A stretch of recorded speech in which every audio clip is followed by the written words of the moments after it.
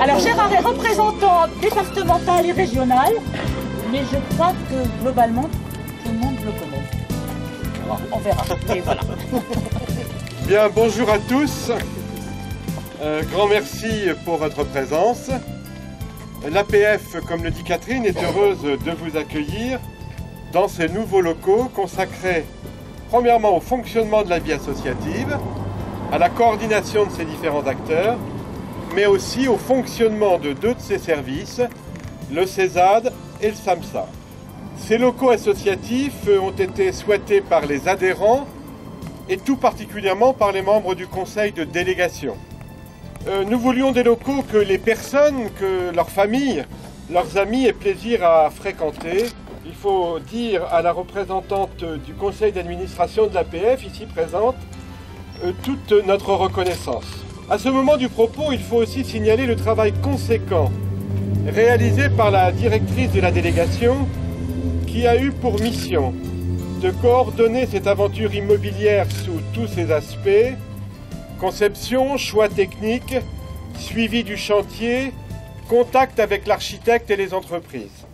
Je me permettrai d'associer à Catherine dans la conduite de ce projet notre architecte Claire Antoine qui nous a accompagnés avec vigilance et rigueur. Mais le 26 de la rue Chevard n'est pas que l'adresse de la délégation. Nous souhaitons que ce lieu soit investi par les personnes concernées par le handicap et leur entourage. Avec le temps, des activités seront organisées, un pôle informatique accessible à tous est prévu, et je dois signaler, pour la remercier, ça lui sera redit, pour la remercier d'une aide financière à ce projet, je tiens à remercier Elisabeth Fromont, conseillère générale du quartier. Nous savons combien la vie à domicile, comme la vie en établissement, peuvent être emplies de solitude et de lassitude, et les personnes doivent être assurées d'un accueil ici, simple et réconfortant. Bien sûr, nous savons l'existence de lieux connus de tous, comme la MDPH. Nous sommes certains de l'accueil réalisé par les professionnels de cette structure. Mais un lieu comme le nôtre nous paraît être d'une autre nature. C'est un lieu pour nous plus personnel, plus investi d'histoires particulières. Il fonctionne des particularités des personnes et ne les enferme dans aucune règle, aucune mesure, aucune limite. Ceci est tellement réel et vrai qu'il arrive que nos amis de la MDPH orientent vers un lieu comme le nôtre des personnes à la tête de situations, de vécus que les codes et règlements ne savent aider. Il faut que ce bâtiment soit un lieu d'accueil, d'échange.